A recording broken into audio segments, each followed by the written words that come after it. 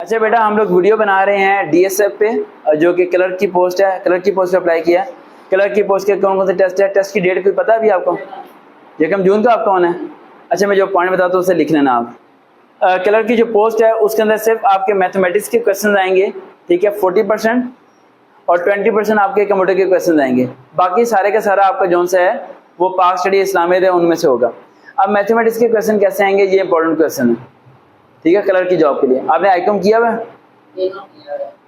Accounting पढ़ी हुई है, अकाउंटिंग आनी चाहिए, ठीक है। उसमें वो आपसे ये क्वेश्चन करेंगे कि जनरल के मतलब क्वेश्चन करेंगे, लेजर के मतलब क्वेश्चन करेंगे, ट्रायल बैलेंस क्या होता है, बीआरएस क्या होता है, सारे के सारे अकाउंट्स के मतलब क्वेश्चन आपके आ जाएंगे। इसे मैथ कहते हैं। क्या कहते हैं? मैथ, यानी बिजनेस मैथ भी पढ़ा था ना आपने। हाँ, किताबें काफ़ी होती हैं डीकॉम की, मुझे पता है, पढ़ाया था बच्चों को, ठीक है। डीकॉम की ढेर किताबें होती हैं माशाल्लाह इनकी, हैं। लेकिन डीकॉम लोग कहते हैं कि आसान है, मैंने तो बच्चों को पढ़ाया था, बड़ा मुश्किल है ये, हैं। लोग इसमें एडमिशन ले लेते हैं इसलिए कि इजी है, हालांकि इजी नहीं है। हाँ, उर्दू, वो तो उर्दू मीडियम इंग्लिश मीडियम हर जगह ही है। उसके बाद कंप्यूटर के मतलब क्वेश्चन आपके बहुत आसान आने हैं। कट, कॉपी, पेस्ट वगैरह फॉर्मूले कौन से होते हैं, एमएस वर्ड, एक्सेल वगैरह के फॉर्मूले वगैरह क्या होते हैं, ठीक है, ये आने हैं आपके बिल्कुल आसान है। इस्लामियत के क्वेश्चन, अरकान इस्लाम, तौहीद, रसालत, इस तरह के आपके आने हैं। पेपर आपका मुश्किल जरा भी नहीं आना, लेकिन पेपर में पास कैसे होना है सवाल ये उठता है।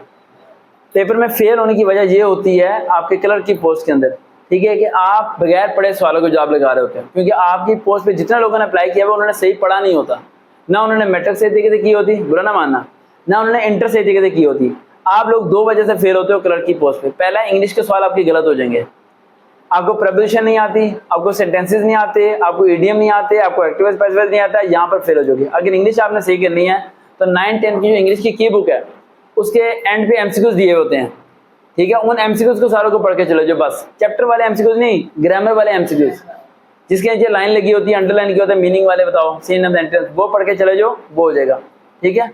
और सेकंड पॉइंट, कंप्यूटर का क्लास 10th की बुक ले लेना, 9 से तो कुछ भी नहीं आने वाला।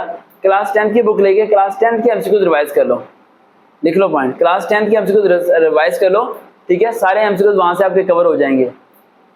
अच्छा, एक और चीज बता दूं, इसके बाइनरी और डेसिमल वाले क्वेश्चन आना है। बाइनरी कितने होते हैं? बाइनरी 2 होता है, 0 और 1 होता है ना। बाइनरी की वैल्यू कितनी होती है? 2। डेसिमल की वैल्यू कितनी होती है? डेसिमल की वैल्यू 10 होती है। फेल हो जाएगा, ये बता रहा हूं मैं आपको। अब ये वीडियो में बता दूं, ये फेल होने वाला है नहीं भाई, मेहनत करो। हेक्साडेसिमल 16 होता है, 9 के बाद आगे एबीसी 1 10 वगैरह शुरू होती है, ठीक है। ऑक्टल 8 होता है। ये वाले आपने पढ़ के जाने हैं। बुलियन और जबरा आपने पढ़ के जाना है। बुलियन जबरा लिख लो, बुलियन और जबरा। उसके बाद आपके इस्लामिक के मैंने बता दिए, इंग्लिश का हो गया, पाक study, current affair. Current affair में तो सारी दुनिया इस टाइम परेशान है पाकिस्तान की कि वज़ीर आज़म का नाम क्या लिखें। कह रहे नवाज शरीफ, शहबाज शरीफ, मरियम नवाज, इमरान खान, जरदारी, सारे। करंट अफेयर बेटा आपके जो से है ना वो हाजिर सर्विस वाले ही आएंगे, इससे मौजूदा जो से हैं वही आपके आने हैं। ओल्डर आपका नहीं आएगा, इससे आप बच गए हो। ये मुल्क के हालात खराब होने की वजह से जितने भी बच्चे जिनकी पेपर में करंट अफेयर आएगा पाक स्टडी का, वो पुराना नहीं आएगा, जो मौजूदा वही आएगा। पुराना जब आता है जब स्टेबल गवर्नमेंट हो लॉन्ग टर्म के लिए, फिर पुराना आता है। अनस्टेबल हो तो फिर वही वाला आया था, ठीक है पॉइंट। बाकी आपको कोई ट्रिक वगैरह नहीं है, इन्हें कर लेना। आपके फेल होने की वजह दो होंगी, एक आप इंग्लिश आपको नहीं आती होगी, दूसरा आपकी टाइपिंग स्पीड नहीं होगी। 60 वर्ड टाइपिंग स्पीड चाहिए। कितनी चाहिए पता है आपको? आपके जिस दिन टेस्ट पास हो जाएगा उसके 3 दिन बाद टाइपिंग टेस्ट होगा। टाइपिंग मास्टर इंस्टॉल करो कंप्यूटर में, उससे प्रैक्टिस करो, पैराग्राफ को चेंज करके, वहां जाके आप फेल हो जाओगे। उस टेस्ट को पास करने के लिए जब टेस्ट देने जाओ तो कीबोर्ड को हाथ लगा के देख लेना कौन सा कीबोर्ड सही है। कुछ कीबोर्ड इन्होंने ऐसे रखे होते हैं, मिट्टी गई होती है, बटन दबाओ अंदर ही नहीं जाता। अपना कीबोर्ड साथ नहीं लेके जाना। अपना कीबोर्ड, अपना कंप्यूटर उठाया, सर जी बताओ किधर टेस्ट देना है, और सर जी पैराग्राफ भी मेरी मर्जी का होगा, इसमें मैंने बड़ी प्रैक्टिस की है। ऐसा नहीं करना, समझ आई? तो कीबोर्ड उनका अपना होगा। कीबोर्ड पे अगर आपको कीबोर्ड सही नहीं लग रहा, आपने वहां बैठना ही नहीं है। वो कहेगा बेटा दे दो टेस्ट, कहना नहीं सर मैं इंतजार कर लूंगा, आधे घंटे बाद दूंगा, लेकिन मैंने कीबोर्ड सही पे देना। समझ आई? क्योंकि कीबोर्ड बड़े थके हुए रखे होते हैं इन्होंने, और स्पेस बहुत दबती नहीं है, वो साथ मिलते रहते हैं, सारी मिस्टेक, बच्चा फेल वगैरह, चल बेटा उठ जा बैठ जा, और दोबारा बारी भी नहीं देते। समझ आ गया? इंटरव्यू जो है आपका, इंटरव्यू कोई आपका माइनेबल नहीं है, इंटरव्यू की आपको तैयारी करने की जरा भी जरूरत नहीं है, सिर्फ टाइपिंग और ये टेस्ट पास कर लो, आपको कॉल लेटर आ जाएगा। समझ आई? लेकिन इसमें सैलरीज कम है, लेकिन सही है, हो जाएगा गुजारा। ये तो नहीं कहता गुजारा नहीं होगा, लेकिन सैलरी उतनी नहीं है जितनी सैलरी होनी चाहिए। सैलरी इसमें कम है।